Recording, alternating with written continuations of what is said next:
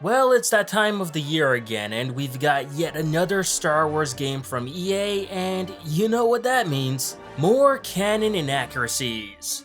Honestly, I thought after all of the canon inaccuracies Battlefront 2 had, that EA would had maybe learned their lesson by now with adhering to the canon lore, which to be fair, they did with Jedi Fallen Order. However, with that game, all of the credit likely goes to Respawn, who didn't let EA meddle in their project and thus created a great game that stayed true to the canon lore.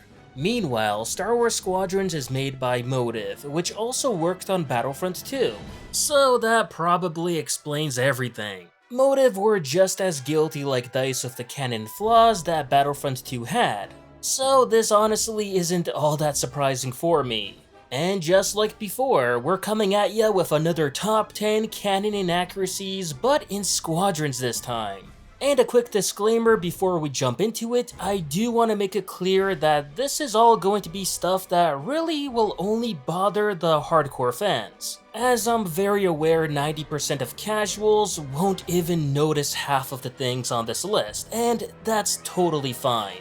Also, yeah, they are nitpicks, but hey, if you're going to go ahead and say your game is set within the canon lore, then you should at least not do so with a half-assed approach in that department, am I right? With that out of the way, let's get into it. Numero uno, Commodore Sloan's wrong badge. In the single-player campaign, we see Rey Sloan, a character most famous from her appearance in the Aftermath book series where she holds the title of Admiral and then Grand Admiral. However, during the events of the prologue of Squadrons, which takes place right before the Battle of Yavin, she holds the rank of Commodore. Now, here's the thing, Commodores in the Imperial Navy hierarchy were just above Commander and below Admiral, and had a 1-row rank insignia, 4 blue pins and 2 red. Or if they were a Commodore appointed as a squadron commander, then it was 4 red and blue double row pins like as seen in the Marvel comics. However, for whatever reason, Motive decided to give Sloan a double row of 5 red and blue pins, which stands for Admiral, which obviously is way above the rank of Commodore. Now, it should be noted that Sloan does appear later in the campaign, which is set after the Battle of Endor, of which Sloan was indeed an admiral, so Motive got this at least correct. Either way, this is just plain lazy, especially for something that is so simple to change too. Also, the funny thing here is that Motive didn't even need to make Sloan a Commodore either, as in the canon she was already a Vice Admiral before the Battle of Yavin. So if they didn't demote her and kept her as an admiral, then there would be no issue here. Yet they decided to be fancy and demote her anyway, and not even bother changing her rank insignia, which, again, yeah, is just weird. Number 2, Rebel Troopers missing their helmets. I'm not sure how Motive got this one wrong exactly or why, but for whatever reason, they gave every Rebel Fleet trooper in the game the wrong helmet. Yeah, if you've guessed it already, they're wearing Rebel Technician helmets instead. Now sure, Rebel Fleet trooper and Technician helmets are clearly made by the same in-universe manufacturer, just that the trooper helmet is longer and has 2 additional layers on it, plus as well a visor. So yes, they do have similarities as they're both white, but at the end of the day, they're different. I mean, it's like putting a patrol trooper helmet on a stormtrooper's body and thinking no one will notice because, hey, both helmets are white and look close enough. What's especially even more weird about this is that Motive intentionally screwed this up like they did with the Rey Sloan bit. Because due to Squadrons running off of the Battlefront 2 engine, they ended up copy and pasting a lot of the 3D assets from Battlefront 2 to Squadrons. And guess what? In Battlefront 2, DICE had already perfectly made the Rebel Fleet Trooper models with the right helmets. So when Motive copy and pasted these into Squadrons, they intentionally switched up the helmets for God knows what reason. Number 3, lying about ship scaling. Now, from what I remember, even before Squadrons had come out, we had the devs, most notably Motive creative director Ian Frazier, hyping up the game by claiming that the scale of the capital ships like the Star Destroyer are canon accurate. This of course excited fans because DICE flopped in this department, so hey, at least Squadrons was going to correct this mistake and make their game feel as authentic as possible. But well, as it turns out, Ian lied about this, and it's very easy to figure out too. In the game's main menu, we can see the Imperial hangar, which looks pretty cool. Fits a considerable number of TIE fighters, people, and even has a Lambda-class shuttle in the back there, plus still plenty of room to spare. However, in-game it's a different story, as when we try to fly into the Star Destroyer hangar, we find out that the in-game hangar is actually tiny and would only fit 1 or 2 ships max. So if the hangar is this small, then obviously the rest of the ship is smaller than it should be. And before you ask, yes, it's the same story of the MC-75, which if anything has an even smaller in-game hangar that would only, at possible, fit 1 ship.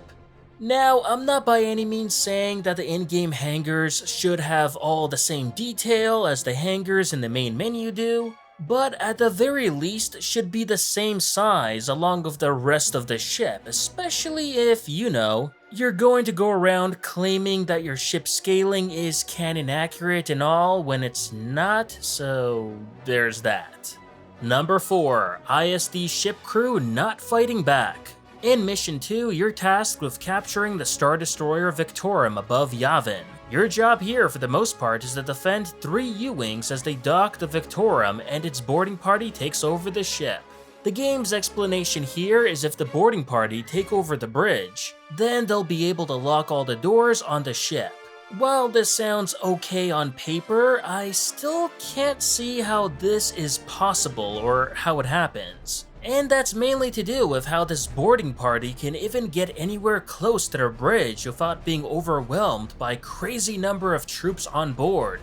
Since there are 3 U-Wings and each of them holds 8 passengers, that's 24 rebel soldiers in total. Meanwhile, a Star Destroyer and Canon has almost 10,000 stormtroopers on board, along with 28,000 enlisted soldiers to boot. So there's absolutely no way 24 soldiers can win in this scenario, especially when the Imperials were prepared after seeing how they were getting boarded and all. Not to mention the hole in the back hall where the U-Wings do go to transport the soldiers doesn't even have a magnetic shield to protect it from the vacuum of space. Even had they managed to land in a hole in the Star Destroyer, it would have been closed by blast doors almost immediately before the New Republic troops could even get inside the ship. The Last Jedi did a good job of showing what happens in this kind of scenario, and it's not one favoring Motive's little idea here. But what can I say? Motive are straight up ignoring canon facts about a Star Destroyer just to get their story to work, and it simply makes them look lazy. Number 5. Ignoring Wedges Injury. This one is pretty self-explanatory, as Squadron's head writer Mitch Dyer basically ignores Wedges' injury from In the Aftermath book series, and says that he is still flying as a commander of Rogue Squadron after that book, which of course is just the opposite. In Aftermath, Wedge was injured for a long time after a recon mission, and when he does recover, he establishes his own squadron called Phantom Squadron. So absolutely no mention of Rogue Squadron at all. Matt Martin of the Lucasfilm Story Group also confirmed that the timeline that the Squadron's campaign takes place in is concurrent with Star Wars Shadowfall, which takes place during the Aftermath series timeline. Not to mention, in the Shadowfall novel, the Temperance is said to be a Nebulon B frigate. But yet in Squadrons, it's randomly now an MC-75, so yeah. This is quite clearly another case of Motive and Dyer ignoring the canon that existed before their game, all just to make sure their story can be told. Again, I'm all for a good story, but if you're insistent on staying true to the established canon lore, then this ain't it, Chief. Number 6. Confused Vader Cockpit Trinket. In Squadron's ship customization menu, there's a Vader cockpit trinket that says he commanded the 501st, which while true in Legends, isn't all that much in canon, where Vader actually commanded the 1st Legion instead. For anyone who doesn't know, in canon, the 1st Legion became Vader's personal legion rather than the 501st, who simply were just another division within the Stormtrooper Corps. While Vader did recruit members from the 501st to his 1st Legion, and a few times fought alongside them, like on Hoth for example, where they were led by Veers. But ultimately, it wasn't considered to be Vader's, as back in 2018, this was retconned by Timothy Zahn's Thrawn Alliance's book. So if Squadrons had come out before 2018, then this would have been still canon. But that's the thing, it's not canon anymore, and it seems like Motive never got the memo about this retcon, hence why this is included on the list. According to Zahn, this was a deliberate retcon by the Lucasfilm Story Group in order to differentiate the legions for Anakin and Vader, where Anakin had the 501st while Vader had the 1st Legion. The in-universe explanation for this was that both Palpatine and Vader wanted him to distance himself from anything that he had a connection to his old identity as Anakin. So just like with Aftermath, we'll throw Thrawn Alliances as another book that Mitch Dyer and Motive didn't bother to read before making Squadrons. Number 7. Sith Eternal Emblem.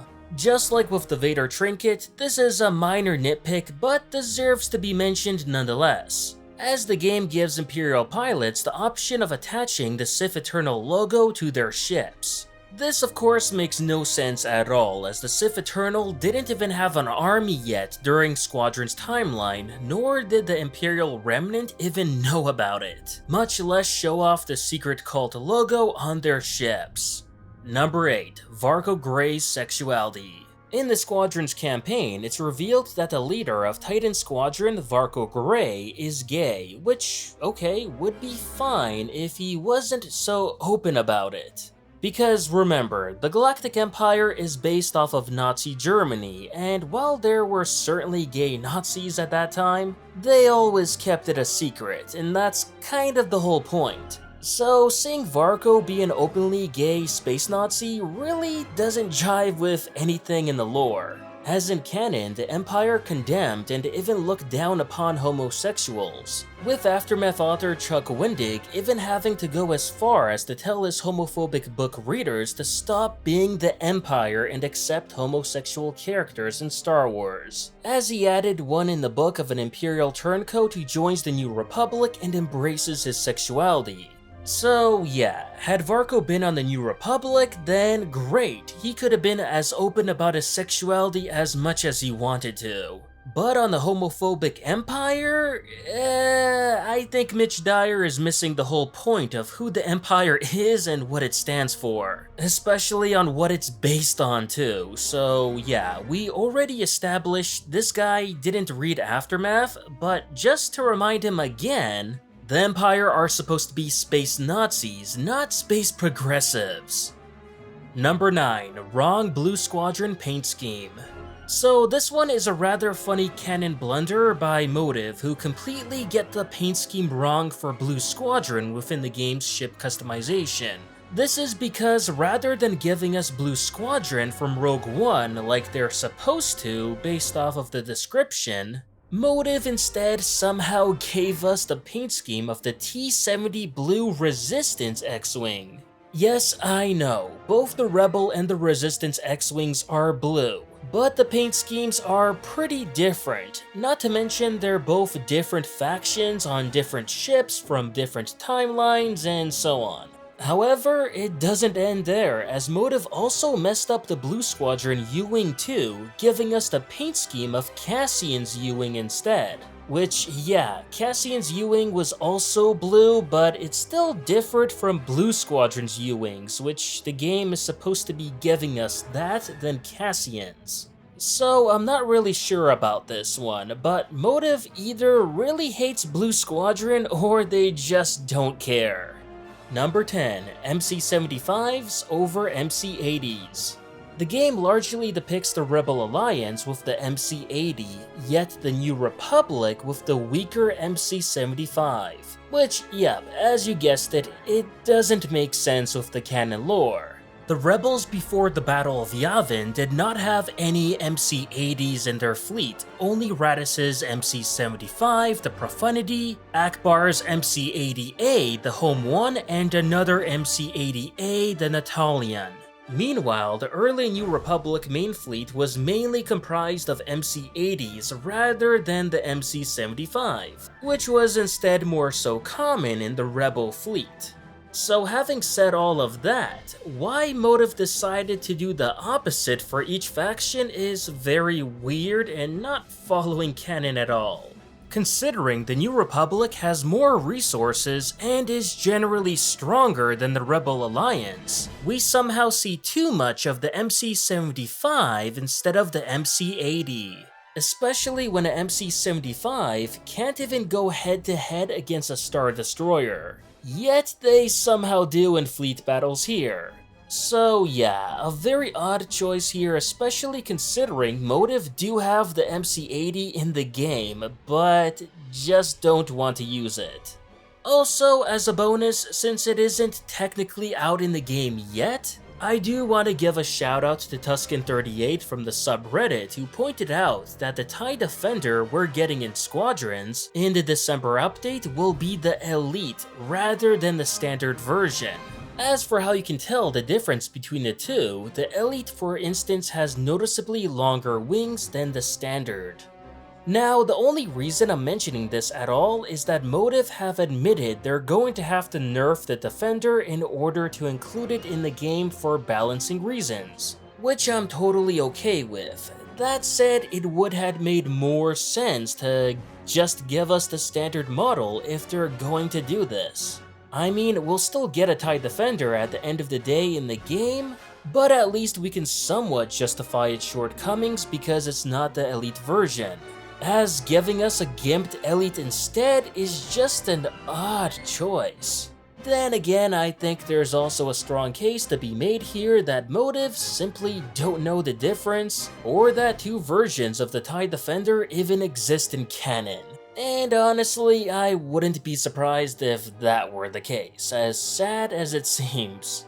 Anyways, with that all said, those are your top 10 canon inaccuracies that I found in Squadrons. There's probably more in there, like for example, TIE interceptors shouldn't have any auxiliary weapons, TIEs don't have repair systems, A-wings should be faster than TIE interceptors, and the list goes on from there, but for that kind of stuff I'm willing to overlook as this is a game after all, so that's why I didn't include it on this list per se. Unlike, of course, the TIE Defender case, which isn't the exception for this for obvious reasons. But like I said before, this list is by no means meant for casual fans, as they either don't notice this stuff or even then, they don't care. Which again is fine.